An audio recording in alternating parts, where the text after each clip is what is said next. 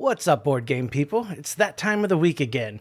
We have so many things happening here ahead of the holidays. Huge new campaigns are getting ready to launch, and so many projects are in the process of getting delivered that it's hard to keep up. Let's take a look at that news. As always, I get no money from game companies or creators for my videos. Currently on Kickstarter, we have several great projects.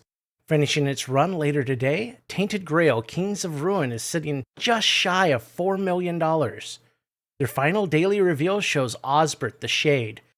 This weird form for Osbert looks both menacing and mystical. Make sure you get over to Gamefound and get your pledges in now if you've been waiting. Deep Madness is creeping up on their last week on Kickstarter.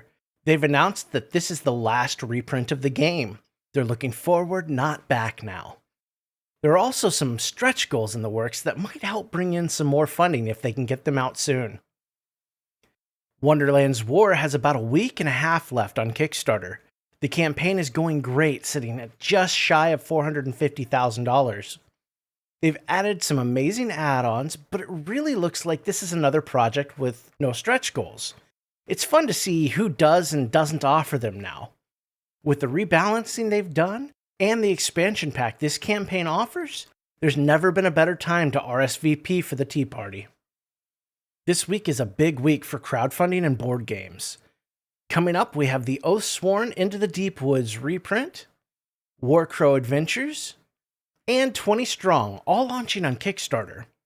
Barbarian Kingdoms will be launching on Gamefound this week as well. There is a new Cthulhu Death May Die, Fear of the Unknown that's hanging out there without an announced launch date, so that could be any day. Now let's get to some of that news. Etherfields' English version creeps ever closer to that magic island in the sky. Full fulfillment is in sight. In the EU hub, all packages are out and 115 have yet to be delivered to their new homes. For Canada, 55% of the packages have been sent out. In the US, 93% of parcels are shipped, and the rest are shipping soon. Paper mass production has begun for the Language Wave. Next update should get us some pictures from the factory. Delivery of the Language Wave should begin in late January. We got a quick but colorful update from the Great Wall reprint campaign. Mass production of the plastic pieces is well underway. They're currently finishing the approval process of the final draft before mass paper production. There have been some errors on the latest files from the factory, but they're hoping all changes that are necessary were made with this final draft. If everything goes as planned, shipping to backers should begin in February. Mythic is stumbling into the news again, this time with the Wave 1 rulebook for Darkest Dungeon and the rules for Mr. Weber. This update also explains that they managed to ship their web store stock of Wave 1 goods instead of shipping Wave 1 packages that the ransom notes were not paid on. Oh, but if you backed, you'll get a 15% discount on the web store. So there's that. Speaking of shady companies, Marvel Zombies has plopped another update on us, this time showing off the core boxes wrapped in styrofoam. Maybe next week we'll see the shipping boxes. Wave 2 zombie news includes a peek at the Resin Masters and some of the work-in-progress plastics. Sleeping Gods Distant Skies has made a whole lot of development progress in the last few weeks. The playtesting event in Utah went well and reaped great results, with the testers leaving a stack of notes to be pored over and considered. Event cards and action boards have received a rework as a result. Enemy art in the boss pages has had a polish pass done. More combat cards have been added to the game, and quest cards now have icons for the required resources. They've also shared a wonderful map of the Sleeping Gods world. While the whole update's great, that was really my favorite part. I hope it's included with the game. Finally, the achievement sheet for Distant Skies has also been completed. The rulebook preview is available through the update, and the Pledge Manager will remain open until early December. After a bit of being out of the game with COVID, Unsettled and the gang is back with a quick update. There's still time to sign up for some playtesting if you should want to. A bit of work has been done on the 2022 Survival Task Pack. They seem to be shaping up well. The Pledge Manager is still due to be open for a few months. Lobotomy 2 is chiming in with their October update. The team is back from Essen and they're turning their eyes on shipping. The games are made and awaiting shipping. The ship for Europe has an ETA for the end of November, North America the middle of November, Australia in 3 weeks. Hopefully deliveries will start around the beginning of December. This is your last chance to make any address changes. The pledge manager for Uprising, Titans of the First Age, should now be closed. Faction trays are coming in with their own box complete with graphics. They've also assured us that there'll be plenty of special dice in the expansion. Hopefully, we'll start hearing about manufacturing very soon. A quick update from Atmosfear and the Foul-Mouthed Gatekeeper. Manufacturing is in progress and they're showing off the test piece for the special dice, and it looks fantastic. Phil Tanner, one of the original creators, is being featured in an interview in Room.org magazine. If you're interested, check it out. Idols of Torment completed their campaign on Kickstarter, and it was a great success, creating a platform they can build on. The pledge manager is set to open on Halloween on Backerkit, and late pledges should be available.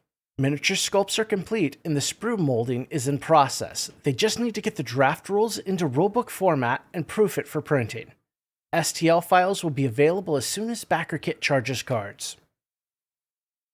Elden Ring is coming to us much sooner than I initially expected. Steamforged Games will be launching their campaign on Kickstarter on November 22nd of this year. As a plus for backing on Kickstarters, they'll be giving Kickstarter backers their games and expansions in limited edition boxes with spot gloss finishes. More reveals are coming soon. Sad news coming from Good Company of Heroes. One of their own has passed while attending Spiel in Germany.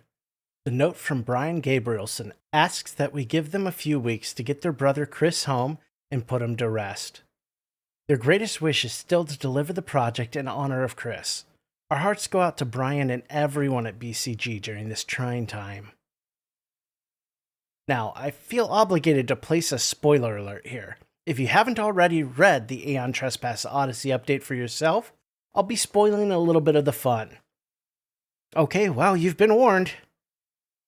Even though they titled the update Poseidon's Curse Strikes Again, shipping is underway and on schedule.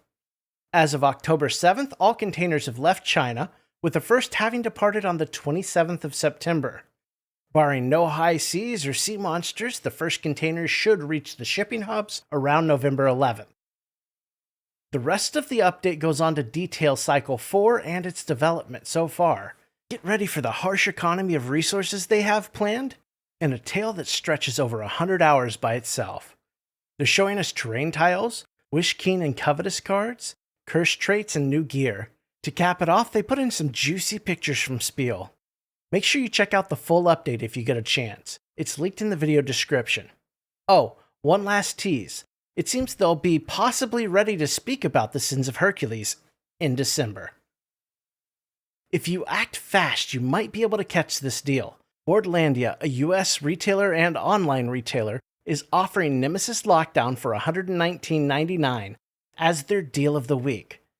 This is far lower than the MSRP. Link in the description. You have to put it in your cart to see the full discount. Nanolith has returned from Essen and broken their silence. Talks with Longpack have been productive, and it seems they're inching ever closer to a deal and production through them. They gave us some awesome art and photos from Essen, but sadly the art is a little too not safe for YouTube, and the Essen pictures had too many people in them to share. Late pledges will soon be available through the Woodpecker homepage. Localization and translations are still pretty up in the air, but it sounds like they're close to a French deal, and an Asian deal may be in the works as well. Production of Tanares RPG and Adventure is zipping right along. Shipping from China will hopefully begin at the beginning of November. The pledge manager will be open again for backers to pay RPG product shipping and any last-minute additions they'd like to make. The PM will be open for quite some time, so it will not close during the busy holiday season. They're testing and balancing many of the monsters for the RPG, and they're increasing the number of penumbral monsters. Layout work is also ongoing. For the board game, they're giving us a quick peek at NPCs. Good news from the permafrost, Frostpunk is making major progress. This update, they're proud to announce that the English versions are on the sea and headed towards the hub. Pledges will make their way to the shipping hub, where US orders will be airshipped to backers via UPS. Europeans are receiving theirs through a variety of land services. Australian packages will be shipping any day now. They're making their way through customs. Packages for Asia should be going out now as well.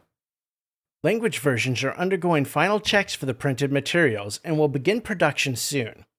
Finally, there was a manufacturing mix-up for some of the tokens on the Frostlander expansion. This is being corrected and will ship in a small package inside your box with a note explaining what they're to replace. They also gave us a sneak peek of the Iceberg box and the Frostpunk board game companion app. Now let's blast through some retail news. Atomic Mass Games has released the Sentinels for Marvel Crisis Protocol. We're getting the Sentinel Prime and the Sentinel Mark IVs. This week, they showed off some of the team tactic cards for them on Twitter. These are shaping up to be must-haves if you're planning on playing against or with the X-Men. Some new sets of Fallout Wasteland warfare creatures have been released. The Mongrel Scavenging Pack has not a bone of mercy in their body. We're also getting the Brahmin Herd, ready to help transport or charge. Marvel Crisis Protocol is also dropping the Blob and Pyro on us, and we've gotten a quick look at the rules for the Blob. We also saw the release of the Red Skull and Hydra Troops pack this week. Starting October 24th through Halloween, Fantasy Flight will be posting something new and Arkham-themed on their website or socials every day. They're running a costume contest and they have daily activities planned as well. You can check out all the details in the link in the video description. There will also be special live streams for the Scarlet Keys campaign expansion on the 26th. For Marvel Champions, we're getting a closer look at their Thief Extraordinaire, Gambit's Hero Pack. Gambit and Remy LeBeau will be facing off against Exodus, the Herald of Avalon, in a brand new modular encounter set. Fantasy Flight really had no lack of new goodies for us this week, and we're getting an up-close look at the Fortune and Folly Scenario Pack for Arkham Horror. This pack will be hitting shelves in April.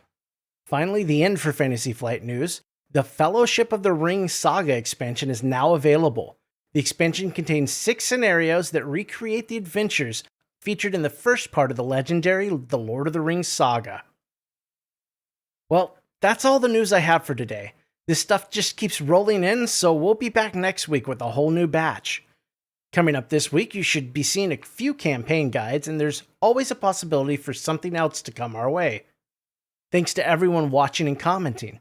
If you haven't already, please consider leaving us a like or subscribing, or both. It'll help our channel grow and reach even more gamers. Thanks again, and play something classic tonight.